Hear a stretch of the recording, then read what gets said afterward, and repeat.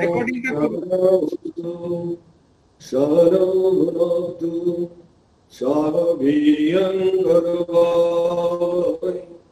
তেজস্মিনাবদিতমস্তু মা বিদ্বিষাবহী। ওম শান্তি শান্তি শান্তি। হরি ওম। আমরা বেদান্ত সার আলোচনা করছিলাম, সেখানে আমরা 5টি ক্লাস অতিবাহিত হয়েছে, এটি 6ষ্ঠ ক্লাস। প্রথম ক্লাসে আমরা বেদান্ত এবং দ্বিতীয় দুটি ক্লাসে, দ্বিতীয় এবং তৃতীয়তে উপনিষদ এবং পরবর্তী ক্লাসে শারীরক। এই সমস্ত কথাগুলি বেদান্তের একটি দর্শনের, একটি বেদান্ত কথাটিরই একটি আক্ষরিক অর্থ হিসেবে আমরা প্রমাণ করেছিলাম। আপনাদের মনে আছে কিনা জানি না। এবং তার ফলে আমরা দেখেছিলাম যে বেদান্ত সার গ্রন্থটি কি। আমি নবেন্দু বাবুকে একটা পাঠিয়েছিলাম, ছক, বৈদিক সাহিত্যে, বৈদিক জ্ঞানে। আমি জানি না সেই ছকটা আপনারা সবাই পেয়েছেন কিনা। বেদান্ত সার বুঝতে পারেন যে আমরা যে বেদান্তটা পড়ছি সেটা আমাদের বৈদিক জ্ঞানের কোন জায়গায় দাঁড়িয়ে আছে এবং আমরা কোথায় রয়েছি। এটা যদি আপনারা সবাই জানেন তো আমার খুব ভালো লাগবে। কারণ এই বেদান্ত যারা আমরা জানতে যাচ্ছি, সেখানে কি আছে, পরবর্তী যে সূত্রটা রয়েছে সেই সূত্রে আছে কি, অশ্ব বেদান্ত প্রকরণত্বাৎ তদীয় এব অনুবন্ধই তদ্বত্তা সিদ্ধে নতে পৃথক আলোচনীয়া। এই বেদান্ত সার গ্রন্থটিকে কি নাম দেওয়া হয়েছে? বেদান্ত প্রকরণত্বাৎ, মানে বেদান্ত শাস্ত্রের প্রকরণ গ্রন্থ বলে। প্রকরণ গ্রন্থ শাস্ত্র অর্থাৎ আধ্যাত্মিক জ্ঞান লাভ করার জন্য শাস্ত্রটি যে শাসন করে, যে বিধিনিষেধ বলে এবং যে আমাদের দেখিয়ে দেয় যে তত্ত্ব এবং কৌশল দুটি ব্যাখ্যা করা হয়, সেটার নাম শাস্ত্র। যেখানে তত্ত্বও আছে, যেখানে কৌশলও আছে। কিন্তু যে গ্রন্থটি শাস্ত্র বা শাস্ত্রগ্রন্থে ব্যবহৃত পদ এবং তার পরিভাষা ব্যাখ্যা করে, তাকে নাম দেওয়া হয়েছে প্রকরণ গ্রন্থ। এই যে আমরা যে গ্রন্থটা পড়ছি সেইটা বেদান্ত সার তার এই সূত্রে বলছে, কি বলছে? বেদান্ত প্রকরণতা। এইটা কি না, এটা প্রকট প্রকরণ গ্রন্থ। আমরা জানি আদি শঙ্করাচার্য তিনি ভাষ্য রচনা করেছিলেন, সেই ভাষ্যটার নাম কি? প্রকরণ। তিনি কিসের ভাষ্য করেছিলেন? গীতার করেছেন, উপনিষদ করেছেন, ওগুলো শাস্ত্র। আপনি যদি বৈদিক জ্ঞানের এটা দেখেন, তাহলে প্রকরণের সাথে কি তফাৎ আপনারা ধরতে পারবেন। ওই ছকটা যদি একটু কেউ অনুসরণ করেন তাহলে দেখতে পারবেন যে শঙ্করাচার্য প্রকরণ মন্ত্র কি করেন না, শাস্ত্রে এই যে আমাদের চারিদিকে কত শত মানুষ আছে, তারা বেদান্ত দর্শনে আমাদের কেউ আকৃষ্ট হচ্ছে। দেখবেন আমরা বেদান্ত পড়ছি খুব কম জোর। কেন না, আমরা কেউ অনেকেই কোনো টান এই বেদান্তের উপর অনুভব করেন না। কারণ কি না, খুঁটিয়ে দেখলে যে আমাদের যে প্রাপ্তিবোধ বা পূর্ণবোধ বা আমাদের যে পূর্ণতা, তার একদম মৌলিক একটা চাহিদা আমাদের সবার মধ্যে আছে। বর্তমান জীবন বা পরিস্থিতির মধ্যে সেই চাহিদাটার তারতম্য আছে এবং সত্যি বলতে কি, মানুষকে এই চাহিদার তারতম্যই এই অধ্যাত্ম পথে, বেদান্ত পথে নিয়ে আসতে সাহায্য করছে। কারণ আমাদের প্রত্যেকেরই এক সময় মনে হয়, কি মনে হয় না, আমরা প্রত্যেক মানুষের ধারণা হয় যে বস্তু জগতে এমন কিছু না কিছু আছে যা আমাদের এই যে অপ্রাপ্তি, এই যে অপূর্ণতা, এই যে ব্যর্থতা, এগুলোকে ঘুচিয়ে দিতে পারে এবং ঘুচিয়ে দিয়ে আমাদের মধ্যে শান্তি আনতে পারে, আমাদের মধ্যে স্বচ্ছন্দতা আনতে পারে, আমাদের উদ্বেগ কমিয়ে দিতে পারে।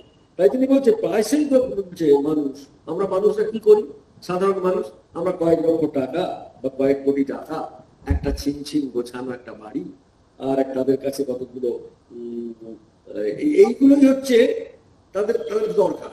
বেদান্ত, আধ্যাত্মিকতা, ধর্ম, এগুলো তাদের কাছে এক প্রকার নেই, কিন্তু এগুলো আছে। কিন্তু এমন বহু মানুষ আছে যারা মনে প্রাণে অনুভব করে। তারা কি অনুভব করে না, তাদেরকে যতই আমরা বোঝাই না কেন, তারা মনে করে যে কোনো লাভ হয় না, একমাত্র অভিজ্ঞতাই তাদের কোনো না কোনোদিন তাদের বোঝাতে পারে। দেখবেন এই পথে সবাই আসছে না, খুব ভালো আছে, বাড়ি গাড়ি টাকা পয়সা নিয়ে। কেন আছে? বেদান্ত স্যার এটার উত্তর দিচ্ছে যে এই বস্তু জগতের চাওয়া আর পাওয়ার মধ্যে দিয়ে বারবার যেতে যেতে কি হবে না, আমরা একসময় নিশ্চিত বুঝবে যে প্রাপ্তি এবং অপ্রাপ্তির যে সমীকরণ সেটা তাদের তৃষ্ণা মেটাতে অপারগ।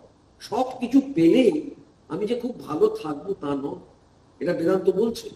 এবং সেখানে দেখা যাচ্ছে যে বর্তমান অবস্থানের থেকেও যে সে যেখানে দাঁড়িয়ে আছে, আজকে আপনারা এতগুলো মানুষ 30 জন 40 জন 50 জন এসছেন জানি না, যতজনই আসে থাকুন, যারা এসেছেন এখানে তারা যাচ্ছেন যে আমার এই বর্তমান অবস্থা থেকে আমি উচ্চ মার্গে উত্তরণ করতে পারি।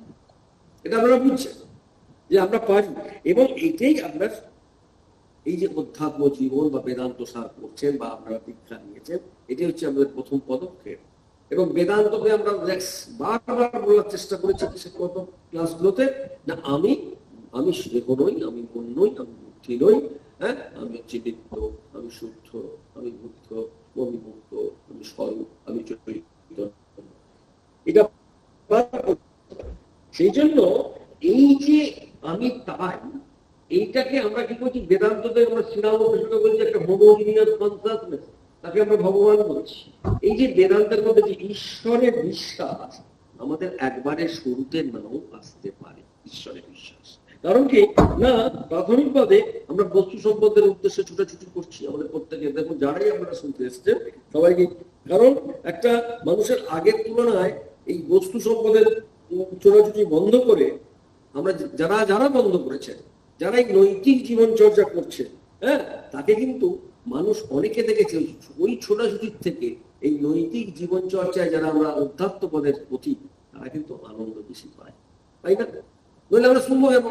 এতগুলো মানুষ আমরা শুনতে এসেছি, কেন এসেছি শুনতে? এই কারণে।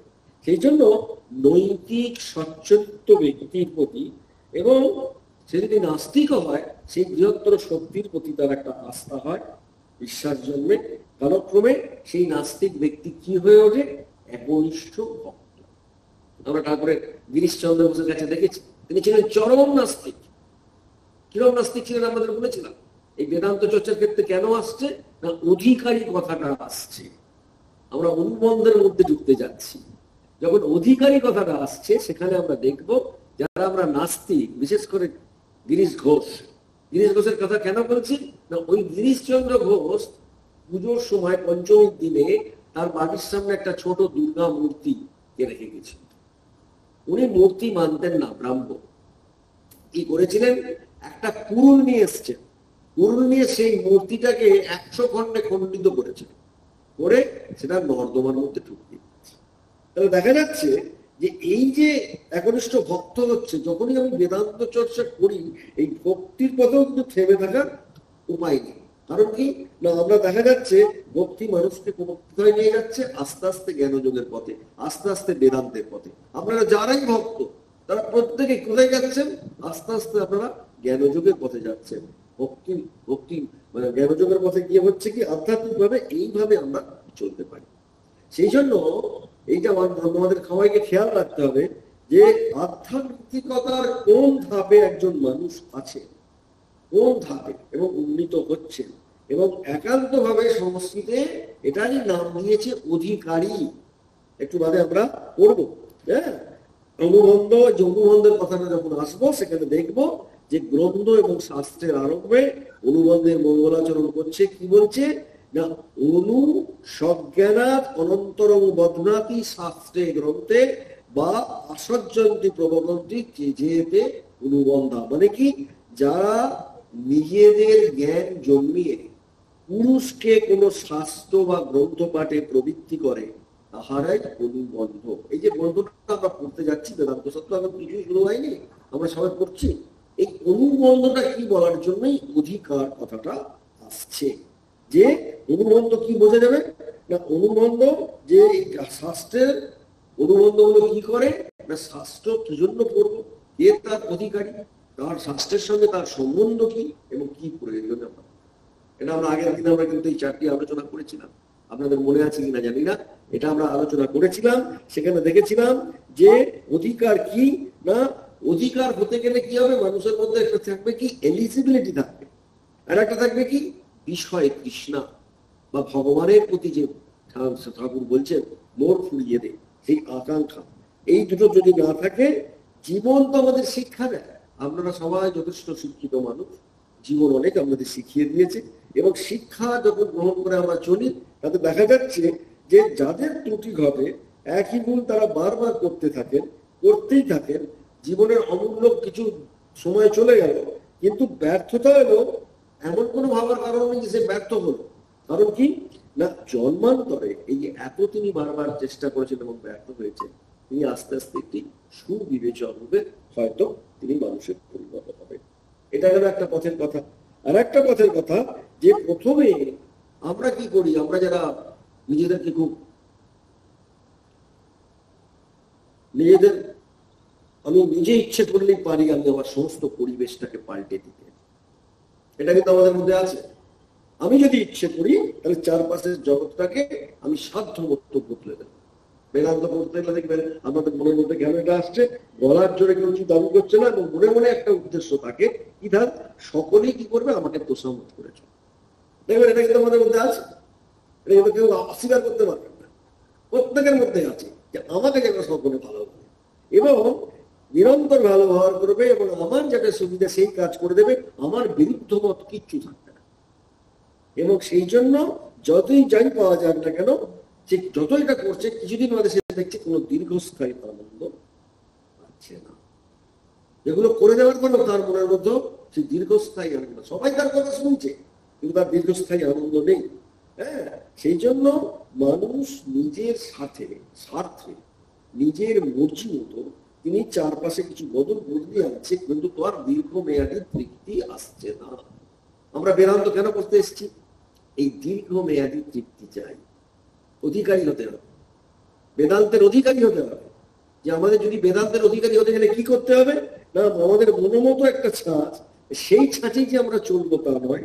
এবং বাইরের জগৎ বা মানুষকে বদলানোর পরিবর্তে আমরা যখনই নিজের জীবনে পরিবর্তন আনার চেষ্টা করব, হ্যাঁ, রোজকার নিয়মের যদি ছোট ছোট একটু বদল আনি, তাহলে দেখবো যে আমরা দেখা যাচ্ছে যে সেটা আমরা একটু ভালো সকালে বেড়াচ্ছি, একটু ব্যায়াম করছি, একটু ঠাকুরের কথা বললাম, একটু মানুষের সঙ্গে ভালো কাজ করলাম, এই করতে করতে করতে করতে দেখলাম একটা আত্মসচেতনতা এলো, বাহ আমার জীবন খুব চলছে। এটা বেশ কিছুদিন যাওয়ার পরে আপনি দেখবেন কি, আপনি দেখবেন যেটাও পুরনো হচ্ছে। কি দেখবেন? এটা আস্তে আস্তে পুরনো হয়ে যাচ্ছে, অভিজ্ঞতার আর একটা ধাপ পূর্ণ হচ্ছে, অনুভূত হচ্ছে। তাহলে আসল আনন্দ, আসল শান্তি কোথায় লুকিয়ে আছে? আমি অধিকারী করাতে গিয়ে, অনুবন্ধ করাতে গিয়ে আমি এতগুলো কথা বলছি কেন বলছি না, এই যখনই শুরু হবে মনকে পুনর্গঠন করার কাজ, কি হবে? সৎ চিন্তা, ইষ্ট দেবতার ধ্যান, নাম, জপ, এই যে কাজগুলি আমাদের আরো অনেক বেশি আনন্দ দিচ্ছে। সেই জন্য বলতে হচ্ছে যে আমরা যারা বেদান্ত করতে এসেছি, যারা আমরা অধিকারী নিজেদেরকে মনে করছি, যে এই অবস্থাটাও চরম নয়। আমাদের জীবনে ভালো লাগা, সাফল্য, একটু ব্যর্থতা, শেষ জীবনে আসা, সবগুলো আছে, কিন্তু বস্তু লাভে কখনো নৈতিকতায়, কখনো অধ্যাত্মবাদে আনন্দ লাভ করতে চাইছে। এই সমস্ত চাওয়া পাওয়া তাহলে কার সঙ্গে জড়িয়ে আছে? আমির সঙ্গে। সেই আমিটা আপনি একটু ভালো করে ভাবুন আপনারা, সেই যে ক্রমশ অনুসন্ধানে বৃদ্ধি হচ্ছে, তাহলে মনে হচ্ছে কি আমি তো সেই একটা লোকই অনুভব করছি। আমাদের এই ব্যর্থতা বলুন, আমার সাফল্য বলুন, আমার দুঃখ বলুন, আমার কষ্ট বলুন, সেটা কে? একটা লোক অনুভব করছে। কে এটা অনুভব করছে? চিরানন্দ রূপ শিবম শিবম, সেই শিবম, সেই সেটা তারা অনুভব করছে। আর এই অনুভবের ফলে দেখা যাচ্ছে যে কোনো উচ্চ আদর্শের, কোনো নীতি, মানে এমনকি তার অধ্যাত্মকতারও প্রয়োজন নেই, সে যদি এই বস্তু সম্পদ একবার লাভ করে যায়। হ্যাঁ, সেই জন্য আচার্য শঙ্কর তিনি চিদানন্দ রূপ শিবহং শিবহং এর পঙ্ক্তি করে কি বলছেন? ন ধর্ম ন চার্থ ন কাম ন মোক্ষ। কি মানুষ কি চাইতে পারে? মানুষ সুখ চায়, ক্ষমতা চায়, ধন চায়, যশ চায়, স্বর্গ লাভের যে উদ্দেশ্য, সৎ আদর্শ নীতি, এমনকি চরমতম মোক্ষ, যেটা আমরা বারবার বলছি মোক্ষ মোক্ষ, আমরা বুঝি না বুঝি আমরা মুক্তি চাই, সেই আমি আর কিচ্ছু চাই না। এত কিছুর প্রয়োজন কার? যে এখনো অজ্ঞান তার, কিন্তু যিনি সচ্চিদানন্দ, যার কিসের প্রয়োজন মোক্ষে, তিনি তো মুক্ত পুরুষ। একবার যদি আপনি শিবভম হয়ে যান, তখন আপনি আর মোক্ষ চাইছেন না, বুঝতে পারছেন? একবার যখন আপনি ওখানে পৌঁছে গেলেন, তখন আপনি আর মুক্তির কামী নন। সেই জন্য তিনি বলছেন ধাপে ধাপে ধাপে ধাপে আমাদের এই পরম উপলব্ধিটি আসে। এটা ধাপে ধাপে আসে, এবং সেই উপলব্ধির অধিকারী হওয়া এখন আমাদের সর্বপ্রকার প্রস্তুতি এখন না হয়ে উঠতে পারতে, কিন্তু সমস্ত সময় লাগছে।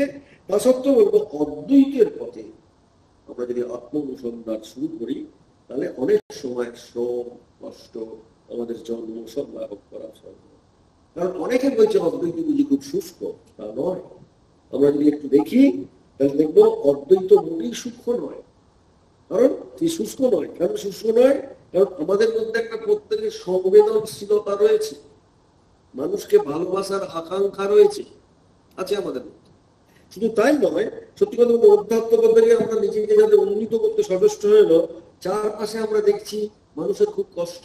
এই যারা বেদান্ত করতে এসছেন তাদের প্রত্যেকের আমি জানি, মানুষের কষ্ট দেখলে কি হয়? দুর্বল হয়ে পড়ে, কি হয়? অবসন্ন লাগে, বিব্রত হয়, কেউ নিজেকে অসহায় লাগে, লাগে না? বলুন তো আপনাদের, যখন আপনি অন্যের কষ্ট দেখেন আপনার নিজেকে বড্ড কষ্ট লাগে, নিজেকে অসহায় লাগে। কেন লাগে? নিজের পাশাপাশি আমি কি করে লোককে ভালো রাখবো, এই ভাবনাটা থাকে। এটা হলো বেদান্তের অধিকারীর প্রথম পরিচয়। আপনি যে অধিকারী তার প্রথম পরিচয় এইটাই। তাই বলছে এমন একজন যিনি অন্যের জন্য ভাবেন, অন্যের কথা ভাবেন, তার মধ্যে এতটা রয়েছে, কনসার্ন ফর আদার্স রয়েছে। মানুষ যদি অন্যের কষ্টে যদি না অনুভব করলো, তাহলে সে তো পাষাণ হৃদয়। আমরা কিন্তু এরকম বেদান্ত করতে আসিনি, আমরা কেউ পাষাণ হতে আসিনি। আপনারা জানেন, অনুভবী হতে হবে, বাস্তববাদী হতে হবে। এই জন্য বেদান্ত করতে হবে। বেদান্ত যারা আমরা বেদান্ত সার করতে এসেছি, তারা যদি অনুভবী না হয়, যদি বাস্তববাদী না হয়, তাহলে কিন্তু আমাদের বেদান্ত সার করা ব্যর্থ হয়ে যাচ্ছে। সেই জন্য এটা মনে রাখতে হবে যে অন্যের দুঃখে দুঃখী আমাদের অবশ্যই হতে হবে। এবং খুবই ভালো কথা, একসঙ্গে যখনই দুঃখী হবো কিন্তু আবেগ প্রবণ হবো না, তাতে বিহবল হবো না। হ্যাঁ, কারণ আমার নিজের অধ্যাত্ম পথে আমাকে প্রতিষ্ঠিত থাকতে হবে। বিহবল হয়ে গিয়ে এমন কোনো যাতে সেটা সম্পূর্ণ গোলমাল হয়ে যায়, এটা যেন আমরা কিভাবে ব্যক্তিগত সত্তার থেকে যদি উন্নীত হই, সেটা কিসে কেউ কি করে হই না, আধ্যাত্মিক অসৎ সাহায্যেই আমরা হতে পারি।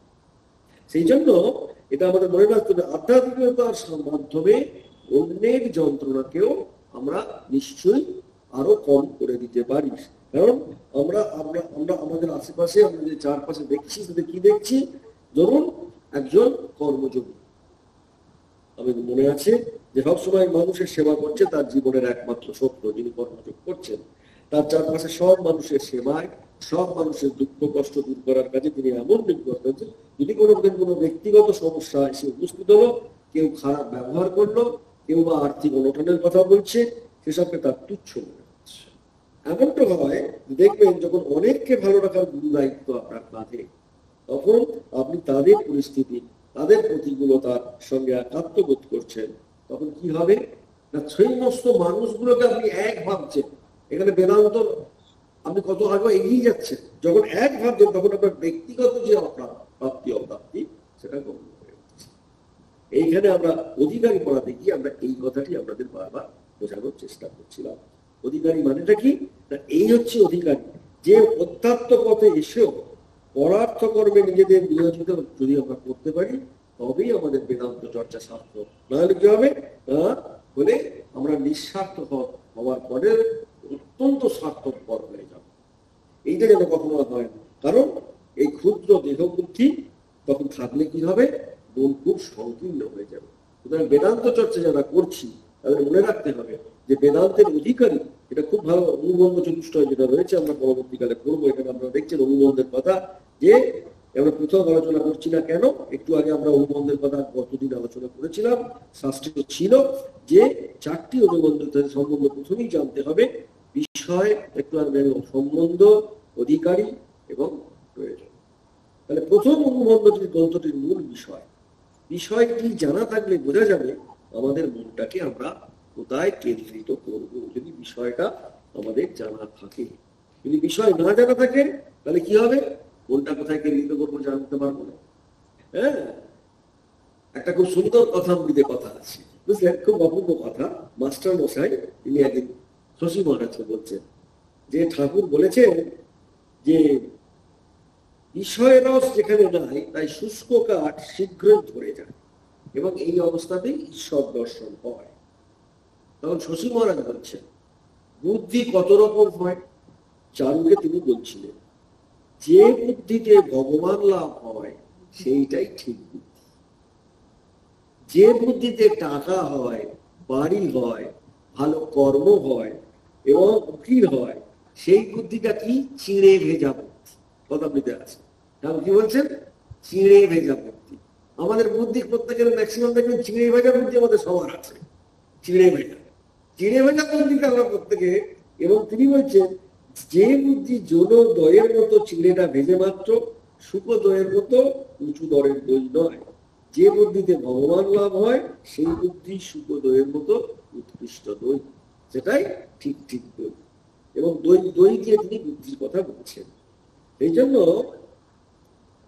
তখন একজন প্রশ্ন করছে শশী মহারাজকে, আহা কি কথা, হ্যাঁ, খালি তপস্বী তখন। এই যে আমি কেন এই কথাটা বলছি, যে আমাদের প্রথমেই জানতে হবে যে কি বিষয়টি কি না। উনি বলছেন খালি তপস্বী ঠাকুরের কাছে বলছিলেন কি হবে আনন্দ?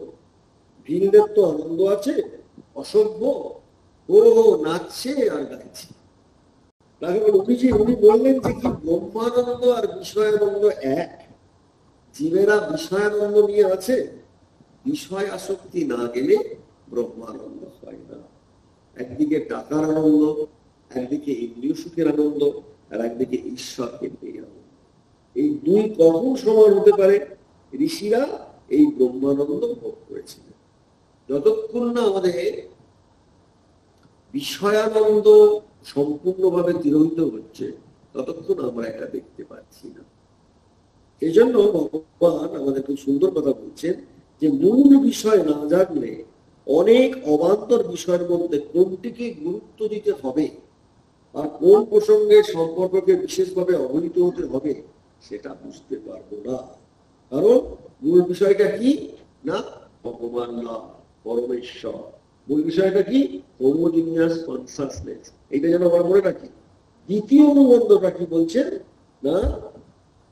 বিষয় সম্বন্ধ। বিষয়টা বলার সঙ্গে সঙ্গে জানতে হবে আলোচ্য বিষয়ের সঙ্গে গ্রন্থের সম্বন্ধ কি। এখানে গ্রন্থের সঙ্গে বিষয়ের কি সম্বন্ধ? প্রতিপাদ্য প্রতিপাদক। এটা মাথায় রাখতে হবে যে এইটা যেন থাকে যে আমরা গ্রন্থের কি জ্ঞান না, আমাদের গ্রন্থের প্রতিপাদ্য প্রতিপাদক ভাব। বিষয়টা কি না? ঠাকুর একবার বলছেন যে যারা আমরা বেদান্ত করতে এসছি এখানে, তারা প্রত্যেকে মনে রাখবো যে ব্যাকুল না হলে তাকে দেখা যায় না। এই যে আমরা বেদান্ত করছি এর মধ্যে ব্যাকুলতা আছে, বলতে বেদান্তর মতো একটা কঠিন সাবজেক্ট নিয়ে আমরা এখানে আসলে উপস্থিত হতে হবে। এই বলছে এই ব্যাকুলতা কেন কঠিন না? আমরা আমাদের জীবন দিয়ে জানি যে বেদান্ত যেন আমাদের জীবনের সঙ্গে যুক্ত নয়, অথচ অভিজ্ঞতার মাধ্যমে দেখা যাচ্ছে বেদান্ত ছাড়া আমাদের চলতে পারি। সেই জন্য বলছে এই ব্যাকুলতা ভোগান্ত না হলে হয় না। যারা কামিনী কাঞ্চনের মধ্যে আছে ভোগান্ত হয় না, তাই তাদের ব্যাকুলতা আসে না। সেই জন্য এখানে যে 40 জন বা কতজন এসছেন, 30 জন, যতজনই আসুন, তারা কি হচ্ছে? তারা প্রত্যেকে ব্যাকুল আছেন। সেই ব্যাকুলতা না থাকলে আজকে ঠিক সন্ধ্যে 7টার সময় আপনারা আসছেন না। এবং ঠাকুর এটাকে খুব ভালো করে বলছেন, ওদেশে হৃদয়ের ছেলে সমস্ত দিন আমার কাছে থাকতো। হৃদয় মানে ঠাকুরের ভাগ্নে, আপনারা জানেন। 4-5 বছরের ছেলে আমার সামনে বসে এটা ওটা খেলা করতো, একরকম ভুলেই থাকতো। যখন সন্ধ্যা হয় অমনি বলে মা যাবো।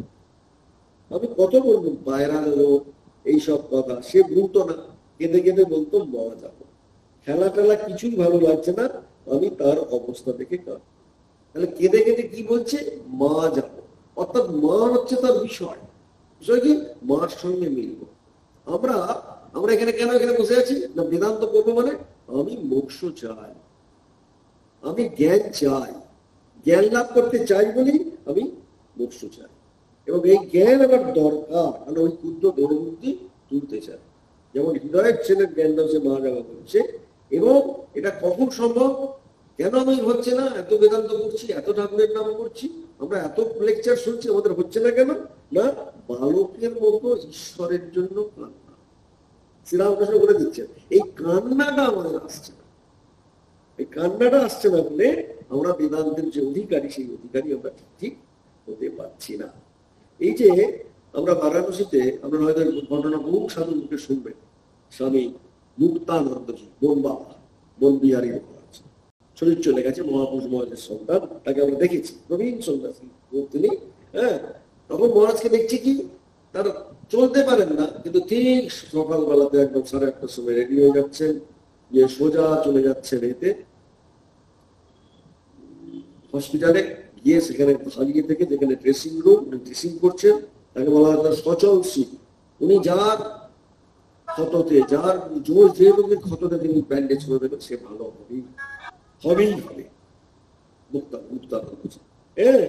এবং যখন আমরা খুব তরুণ তার কাছে এসেছিলাম, যে আমরা বলছি, মহারাজ আপনি এত বইয়ে কি করে পারেন?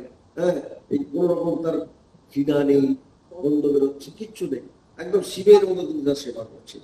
হ্যাঁ, তখন উনি বলছেন, দেখো তোমরা এই সমস্ত করতে গিয়ে তোমরা বলছি সমস্যার কথা বলছো।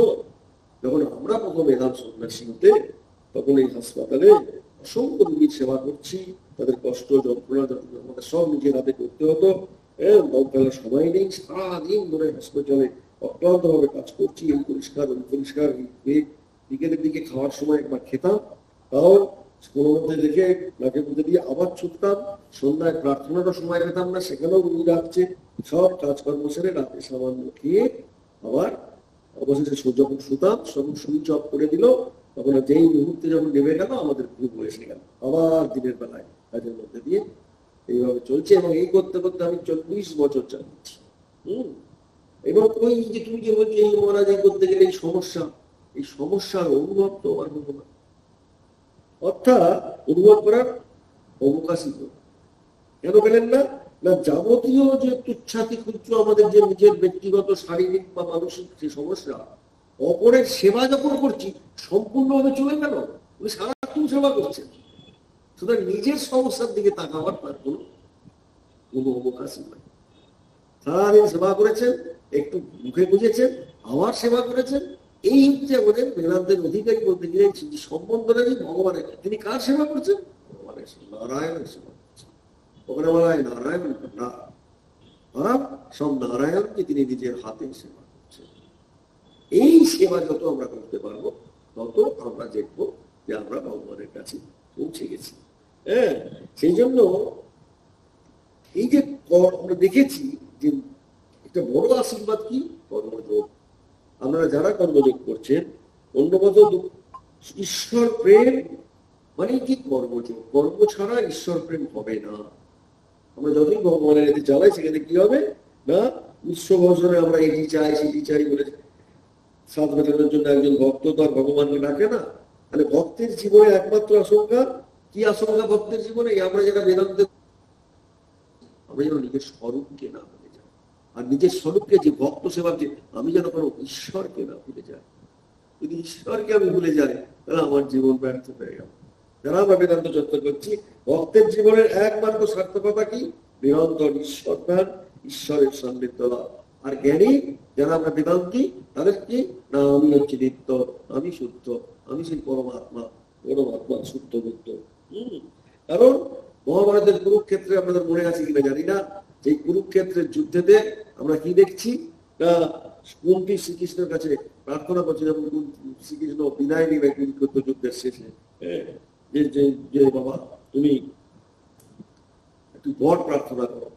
তখন তিনি অপূর্ব বর প্রার্থনা করেছিলেন, আপনাদের মনে আছে কিনা জানি না। খুব সুন্দর আমাদের কবিতা করে, দুঃখ নব নব, আমাদের যদি ফিরে আসতেই হয়, আমাকে শোক দিও, আমাকে সন্তান দিও প্রভু, যাতে আর আমি তোমাকে না। আমরা বলবেন যে কি গভীর আর কি বলবেন তো, ঈশ্বর যিনি কিনা চাইলে সব দিয়ে দিতে পারেন, তার কাছে দুঃখ চাইছে কেন না, তাকে ভুলবো না। বুঝতে পারছেন কত বড় বেদান্তি আমাদের মহাভারতের। যে জ্ঞানের ক্ষেত্রে আত্মবাক্য কি? আমি সচ্চিদানন্দ, আমি সেই অসীম চেতনা আকাশ, আমি সেই চিরাকাশ।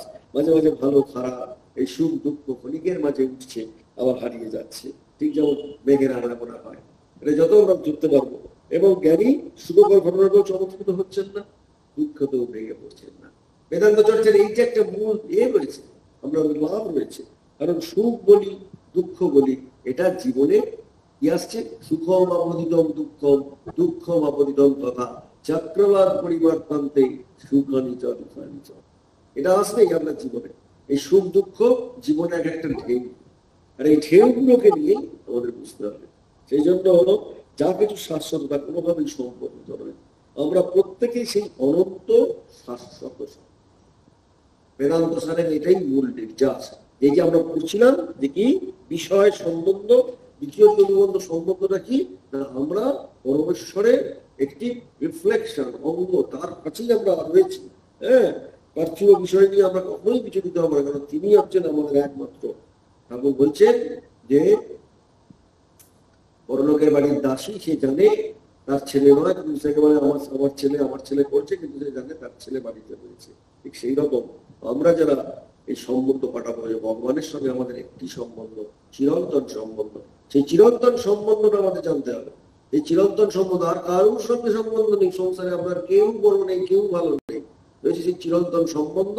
আর সেই সম্বন্ধটা জানার জন্যই আজকে আমরা প্রত্যেকে ব্যাকুল রয়েছি। তাই দ্বিতীয় অনুবন্ধ হলো সম্বন্ধ, তৃতীয় অনুবন্ধ অধিকারী। আমরা অধিকারী নিয়ে আলোচনা করেছি। অধিকারী যদি অনধিকারী হয় তাহলে তাকে সে কখনোই আসতে পারবে না। অনধিকারী হলে তার কাছে ভগবান মোটেই আসে না। এবং অধিকারী হতে গেলে বুদ্ধি কিরকম করতে হয় সেটাও আমরা দেখেছি, যে হ্যাঁ, বুদ্ধি যদি ভালো না হয় আমরা অধিকারী হতে পারি না, সেটাও আমাদের মাথায় আছে। এবং শ্রীরামকৃষ্ণ বলছেন যে আমাদের এই অধিকারী যারা আছেন তাদের কি দরকার? হ্যাঁ, যে বিদ্যা মায়া ধরে ধরে সেই ব্রহ্মজ্ঞান লাভ হয়। ঠাকুর বলছেন তিনি হচ্ছেন গুণাতীত, তিনি হচ্ছেন মায়াতীত। অবিদ্যা মায়া, বিদ্যা মায়া দুয়েরই হবে। কামেরী কাঞ্চন এগুলো হচ্ছে অবিদ্যা, জ্ঞান ভক্তি বৈরাগ্য এগুলো হচ্ছে বিদ্যা। ঐশ্বর্য শঙ্করাচার্য বিদ্যা মায়া রেখেছিলেন, তুমি আর আজ আমার জন্য ভাবছো এই ভাবনা, এটা হচ্ছে বিদ্যা মায়া। আর বিদ্যা মায়া ধরে ধরে সেই ব্রহ্মজ্ঞান লাভ। আমরা যারা বেদান্ত চর্চা করছি কেন? বিদ্যা মায়াটাকে করছি, যে আমরা পারবো। আমাদের তো ঠাকুর এই অন্তত এই রুচিটুকু দিয়েছেন, আমাদের না পারার কোনো কারণ নেই, আমরা অতি অবশ্যই পারবো। কারণ যেমন সিঁড়ির উপরে পড়িতে তারপর ছাদ, কেউ ছাদে পৌঁছানোর পরও সিঁড়িতে আনাগোনা করে, জ্ঞান লাভের পরেও বিদ্যার আমি রাখে লোকশিক্ষার জন্য, আবার ভক্তি আস্বাদ করার জন্য। আমরা যারা অধিকারী তারা আমরাও যেন ভক্তের সঙ্গে বিলাস করার জন্য আমরাও দরকার। এইখানে মনে রাখতে হবে যে তত্ত্বটি যখন বুঝি তখন মনে হচ্ছে যে আমরা যেন বেশ পারছি, কিন্তু বাস্তবে চলতে গেলে কত কিছুকে নিজের মনে ভেবে আমরা গোলমাল পাকিয়ে ফেলি, জড়িয়ে ফেলি। কারণ শরীরের সমস্যা সেটা, যেটা আমার নয় সেটা আমার সমস্যা হয়ে যায়। এইখানে এই শরীর দেখুন আপনার সঙ্গে কোনোভাবে সম্পর্কিত নয়। শরীরে কি আছে? ওই কি আছে না 70 থেকে 80টা ব্যক্তিগত মূল্য সম্পদ আছে। সেগুলো কোথায়? সেগুলো তো মাটিতে পাওয়া যায়, আপনি তো নন। সেগুলো কোথা থেকে এসছে আপনার শরীরে? আপনি কেন শরীরটা হয়? এটা একটু ভালো করে ভাবুন। নিজেকে দেহ জ্ঞান করছি বলে যে দেহটি আমার, এটা নয়। এটা পঞ্চভূতের শরীর, ক্ষিতি অ তেজ মরুদ বল। আপনারা সবাই জানেন এই পঞ্চভূতের কথা। এবং তারা কি আপনার ব্যক্তিগত সম্পদ? না। এই শরীরের মধ্যে যে পিরিয়ডিক টেবিলের 70-80টা মৌল ধাতু রয়েছে, তারা কি আপনার সম্পদ? ব্যক্তিগত সম্পদ থেকে সৃষ্ট জিনিসকে আমরা নয় দাবি করতে পারি, কিন্তু এর উপাদান আমি যোগান দেব, তাই জিনিসটি আমার। কিন্তু শরীরের ক্ষেত্রে আপনি কি বলতে পারবেন এটা আপনার নিজের? এই উপাদানগুলো আপনার নিজের না, কেউ আপনারা বুকে হাত দিয়ে বলতে পারবেন না, কারণ এগুলো কোনোটা আপনার না। আপনি প্রকৃতি থেকে নিয়ে এগুলোকে নিজের শরীর করে তৈরি করেছেন, তাই না? সেই জন্য তিনি বলছেন শরীরের ক্ষেত্রে আমরা কিরকম ছিল, কিন্তু শরীরে কি আপনি নিয়ন্ত্রণ করতে পারবেন? পারবেন না। শরীর মানে আপনাকে না। শরীরের ভেতরে যে কিডনির কাজ চলছে, রক্তের কাজ চলছে, এগুলো আপনার কথা শোনে কি? বলুন না। এই যে ডাইজেস্ট হয়ে যাচ্ছে, এই যে কোনোটা আপনার কথা শোনে না। আপনি শরীরকে একটু খেতে দিতে পারেন, এইটুকু আপনার হাতে আছে। তাও আপনার হাতে নেই। যদি আবার ডাক্তার বারণ করে এটা খাবে না ওটা খাবে না, সেটাও আপনি পারছেন না। বুঝতে পারছেন? শরীর কখনো আপনার কথা শুনে না, কেন শরীর আপনার নয়, শরীর অন্য লোকের। ভগবান চালান শরীরটা, আপনি শরীরের কেউ নয়। আপনি বারবার মনে করছেন আমি শরীর, আমি শরীর, আরে আমার শরীর না রে বাবা। ওই যে 70-80টা মৌল দিয়ে তৈরি তোমার শরীর, সেটা কি তুমি নিজে তৈরি করেছো বাবা? প্রণীত কখনো, তাই না? এটা বুঝতে হবে আপনাদের। আপনি বলছেন না আমার শরীর, কিসের শরীর আমরা? ওই মৌলগুলো তৈরি করা কি আপনার শরীরে ছিল? আপনার জিনিস ছিল? ওই মৌলগুলো তো আবার যখন আপনার শরীর চলে যাবে, আপনাকে যখন ইলেকট্রিক চুল্লিতে কি কাঠে পুড়িয়ে দেবে, তখন আপনি আবার পঞ্চভূতে লীন হবে। ভালো করে ভাবুন। আপনি নিজের শরীর বলছেন, ভাবছেন আপনার নিজের শরীর, এটা তো আপনার শরীর নয়, তাই না? তাই বলছে শারীরবৃত্তীয় কাজ আমাদের নিয়ন্ত্রণে নেই, আমাদের কোনো ধারণা নেই যে এগুলো কি করে, ভেতরে যে কাজগুলো চলছে। হ্যাঁ, এই যে পাচন তন্ত্র, এই যে হরমোনের নিঃসরণ, এই যে মাথাতে নিউরনের কাজকর্ম, এই আমি বলছি আপনারা শুনতে পাচ্ছেন, এবং সেটা সঙ্গে সঙ্গে গিয়ে আপনাদের ধারণা তৈরি হচ্ছে। এগুলো কে করছে? আপনি করছেন না, অন্য লোক করছে। এই জন্য কিডনি, লিভার এরা কিভাবে কাজ করে চলেছে, এবং হৃদযন্ত্র রক্ত পান করে চলেছে কবে থেকে?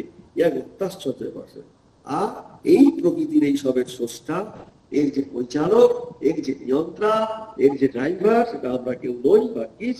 এক মুহূর্ত যদি প্রকৃতি হাত তুলে নেয়, প্রকৃতি বলে দিল যান, আর দরকার নেই, আপনি আপনার শরীর আপনি চালান। হ্যাঁ, আর এই 2 মিনিটের মধ্যে আমার শারীরিক ক্রিয়াকলাপ, তাই না? কর্মগুলো আমরা করতে, যেগুলো চলছে আমরা শরীর, পারবেন আপনারা করতে? বলুন তো, পারবেন? বুঝতে পারছেন তো? আমরা কেউ পারবো না। খুব বড় বড় কথা বলবো, কেউ পারবো না আমাদের শরীরে করতে। আবার ডাক্তারের কাছে ছুটবো, তাকে বলবো, ডাক্তারও নিজে কিছু পারে না। সেই জন্য মাথায় রাখতে পারবেন, এমনকি শ্বাস নয় যে কাজটুকু করছি, এই যে নিঃশ্বাস নিচ্ছি, প্রশ্বাস নিচ্ছি, হ্যাঁ, কিভাবে বোঝাতে পারবো? মনের মধ্যে চিন্তা হলো, শ্বাস নেবো, নিলাম, কিন্তু ভাবা থেকে নেয়ার কিভাবে গেলাম আমরা জানি না। এই যে কিভাবে গেলাম জানি না, অদ্ভুত আশ্চর্য মনে হচ্ছে নিজেই করছি, কিন্তু না, একেবারে নিজেই করছি না। হ্যাঁ, ছোট্ট একটা স্ট্রোক হলো, একটা প্যারালিসিস হলো, কি হলো? আর ভেবে তুল পাবো না। সুতরাং কিভাবে এতক্ষণ যে অনায়াসে হাত তুলতে পারছিলাম সেটা আমরা জানি না। জানি কিভাবে পাচ্ছিলাম আমরা? কেউ খবর রাখি যে আমরা হাতটা কিভাবে তুলছি? আমরা কেউ খবর রাখি না।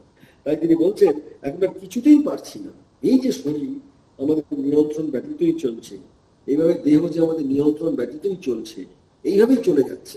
সেইখানেই দেখছি শরীর তো স্থূল, তার সঙ্গে কোনোভাবে সম্পর্কিত নয়, কিন্তু এটি নিজেকে তুমি একভাবে বোঝালাম না হয়, কিন্তু মন, মন তো আমার, আমি তো তাকেই চয়ন করছি। কি আপনারা সবাই বলবেন মন আপনার, তাই তো? আমরা সবাই বলবো শরীরটা ঠিক আছে, আপনি বললেন মন আমি মেনে নিলাম, শরীরটা আমাদের নয়। কিন্তু মনটা কি আমাদের নয়? আমাদের প্রশ্ন উঠবে। তখন বলছেন মন আপনার কথা শুনে, মন কি আপনার কথায় উঠে বসে?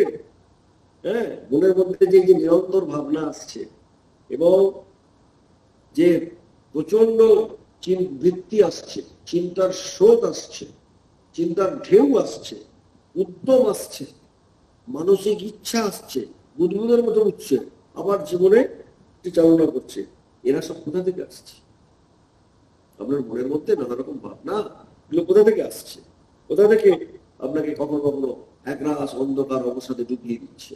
কোথা থেকে আসছে? হ্যাঁ, কারণ এখানে দেখাচ্ছে যে অন্ধকারের পর থেকে আমরা যেমন ভালো থাকছি, আহা আমি খুব ভালো ছিলাম, এই ভালো থাকাটাও চলে আসছে। কারণ কখনো কখনো আমি জিনিসগুলো পেলাম না বলে, বা আমি কোনো একটা বিষয় যেভাবে করবো সেভাবে হচ্ছে না বলে, এই দেখুন না কত মানুষের চাকরি চলে গেছে, সবাই ভাবছে সুইসাইড করবো। এই যে আত্মহননের চেষ্টা করা, মনের মধ্যে অবসাদ আসা, হ্যাঁ, এটা তাদের বুঝতে হবে, এটাও চলে যাবে। এরা যদি বেদান্ত করে তাদের সুইসাইড করবে না। কেন সুইসাইড করতে যাবে? এটা একটা ফেস, আবার সেটা চলে যাবে, ইট উইল পাস হয়ে। সে হলো নিত্য শুদ্ধ বুদ্ধ মুক্ত, একটা চাকরির জন্য তার জীবনে হতে পারে না। এই জন্য বেদান্ত করা আমাদের সব থেকে বেশি দরকার। কেন বেদান্ত করবো? ওই কারণে পড়তে হবে যে আমরা কখনোই ভেঙে পড়বো না, ভালো হলেও ভাঙবো না, মন্দ হলেও ভাঙবো। কে করছে কি করছে ওর কাছাকাছি যাবো না, কিন্তু আমি আমার অসীম শক্তি সম্পর্কে ওয়াকিবহাল থাকবো। তাই তিনি বলছেন যে সেই চেষ্টা, মনোরোগের ঔষধে আমাদের, মনোরোগের ঔষধ কিছু খাবো না, কিন্তু আমরা বেদান্ত চর্চা করব, এবং জীবন সব যেমন কথা তেমনই চলবে। এবং সর্বদা মনে রাখতে হবে যে কখনোই আমাদের মনটা যেন কোনো ভাবনা যেন আমাদের মৃত্যুর দিকে টেনে নিয়ে না যায়। কারণ মনের উপর আমাদের নিয়ন্ত্রণ নেই বলেই মৃত্যুর দিকে নিয়ে যায়। মৃত্যু হলে যে আমাদের সমস্যার সমাধান নয়, এটা বুঝতে পারছি না। Each action as an opposite and equal reaction আমরা জানি। সুতরাং আমাদের শরীরের যেখানে আমি জোর করে যদি সেটাকে বন্ধ করে দিতে চাই, সেটা আবার আমাকে সেটা প্রতিফলন করতে হবে, এটা মনে রাখতে হবে।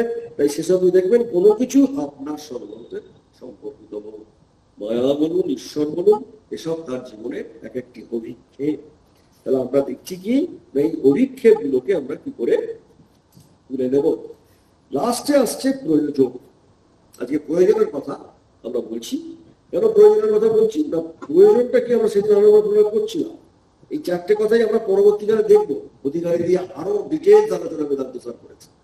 আপনারা যখন ঢুকবেন দেখবেন আরো ডিটেলস আছে, যারা পড়েছেন আগে বেদান্ত স্যার নিশ্চয়ই বুঝতে পারছেন আমরা কেন এই অনুবন্ধ চারটে কি না প্রয়োজন কি জন্য।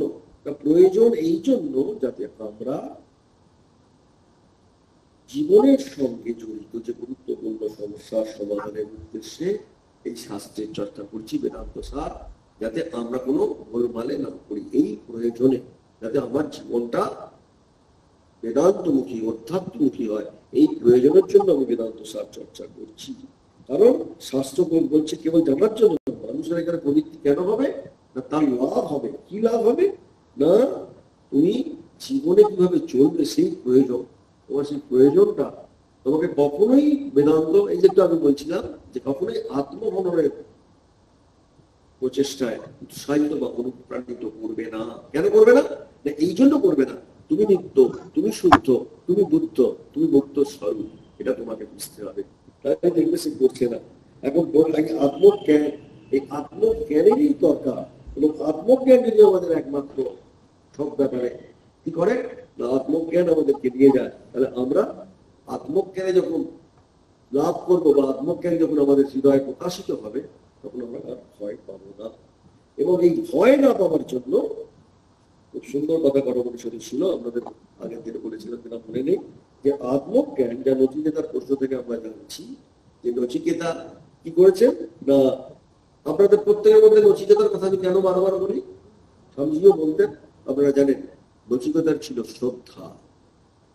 কি ছিল? শ্রদ্ধা। এই শ্রদ্ধা যদি আপনার থাকে, আপনারও শ্রদ্ধা যদি থাকে, আমরা দেখবো যে আত্মজ্ঞান যে নচিকেতার প্রশ্ন থেকে আমরা জানছি তার শ্রদ্ধা ছিল।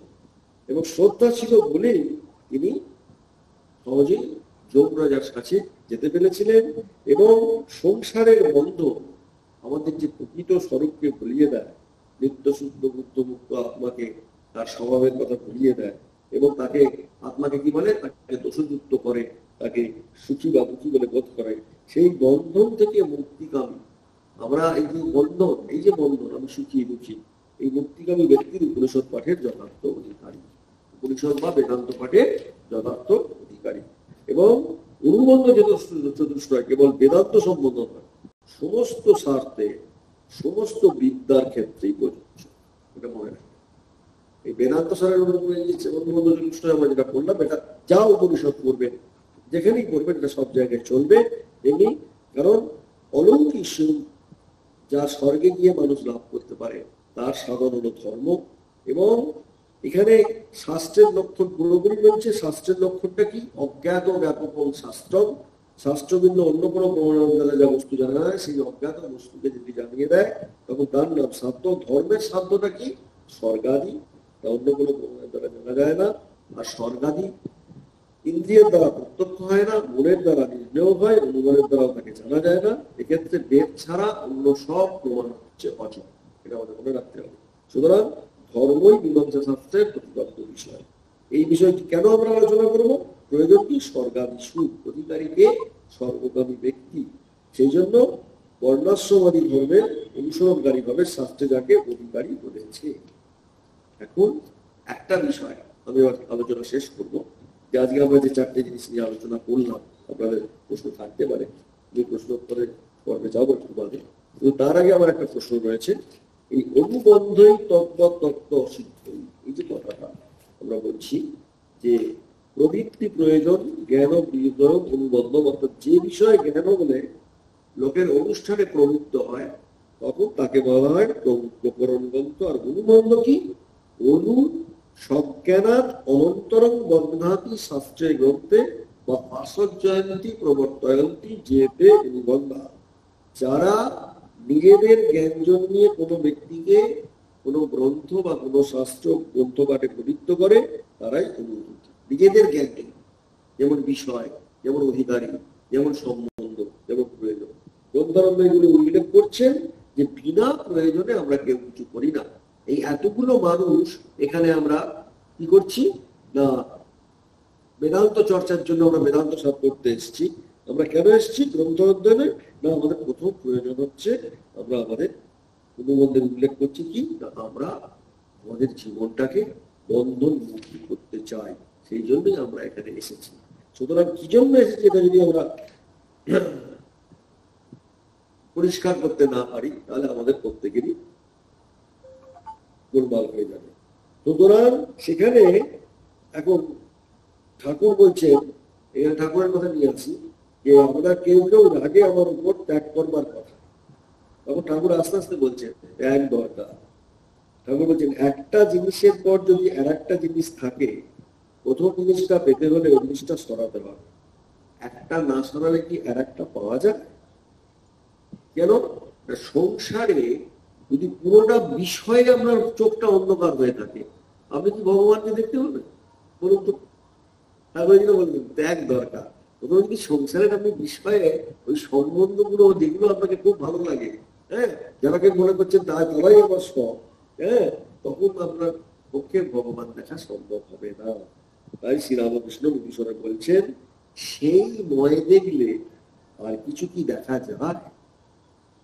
সংসার সংসার আর কিচ্ছু দেখা যায়। একবার যে ভগবানময়, ভগবানকে সব জায়গায় দেখছে, হ্যাঁ, সে তখন সংসার কিচ্ছু দেখে পারে। তবে মনে দেয় এখানে যারা আসে কেউ সংসারী নয়, কারো কারো একটু ইচ্ছা ছিল মেয়ে মানুষের সঙ্গে থাকা, সেই ইচ্ছাটুকু হয়ে গেল। খুব সুন্দর বলে দিল। এই যারা আমরা বেদান্ত করতে এসেছি সংসারী, তাদেরকে ঠাকুর একটি খুব সুন্দর কথা বললেন এখানে যারা আসে তারা কেউ সংসারী নয়। তাই তারা এই কথা শুনতে আসতো না। কারোর একটু মেয়ে মানুষ, কারোর একটু পুরুষ মানুষের সামনে থাকার ইচ্ছে ছিল, সেটুকু সে মিটিয়ে নিল, ব্যাস, সেই জন্য সেই ইচ্ছাটুকু হয়ে গেল। এবার সে আমাদের বুঝতে পারছেন, বেদান্ত চর্চাতে শ্রীরামকৃষ্ণ কিন্তু লাস্ট এই কথাটা বলে গেছে, এটা মাথায় রাখো। হ্যাঁ, আমরা কেউ সংসারী নই সেইভাবে, কিন্তু আমাদের একটু আসলে ইচ্ছে ছিল, সেই ইচ্ছেটুকু আমরা মিটিয়ে দিলাম। ঠাকুরের কাছে প্রার্থনা জানাই আমরা নেক্সট দিন অধিকারী, আজকে ভেবেছিলাম অধিকারী ধরবো, কিন্তু অধিকারী ধরা গেল না। কারণ আলোচনাটাকে আমরা যদি নিজেরা বুঝতে না পারি, আমরা এগিয়ে যেতে পারবো না। কারণ অধিকারীতে এমন কতগুলো কথা রয়েছে, সেই কথাগুলোকে আমাদের আরো ভালো করে বুঝতে হবে। তাই আজকের আলোচনা আমি এখানেই থামাচ্ছি। যদি আপনাদের কোনো প্রশ্ন থাকে আপনারা অবশ্যই করতে পারেন।